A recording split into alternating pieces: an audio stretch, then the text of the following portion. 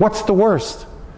Even if hypothetically there's no bardo and no next life and no karma, we still have to have a good job or a good purpose or something good to do in this life. Whether it's writing books, whether it's helping the poor, whether it is being a singer, whether it's being a businessman, whether it's being a good housewife, a good businesswoman, it doesn't matter. You see, because if you give yourself up to whatever you're doing in this life, at least this life, you will have some sort of results, satisfaction.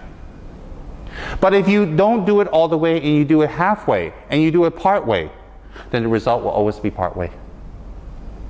So therefore, to really look around you and look at the past and look at examples, look at the Mahasiddhas, look at the stories of High Lamas, look at our teachers, look at the monasteries, look at the people around you who've committed. I mean, everybody around us can be a hero who have committed to the Dharma, because you know, in this day and age, to commit to the Dharma means to commit to others, which means to commit to yourself less in a negative way. Those are heroes. So instead of looking for perfect heroes where people have to be perfect, we look for people who are doing their best. And when we look for people who are doing their best, that would be good enough. Because you know, if we're going to be a judge and say that person has to be like that for perfect for them to be my hero or my object of inspiration, then we have to look at ourselves. What have we achieved besides, if not even in the Dharma, what have we achieved?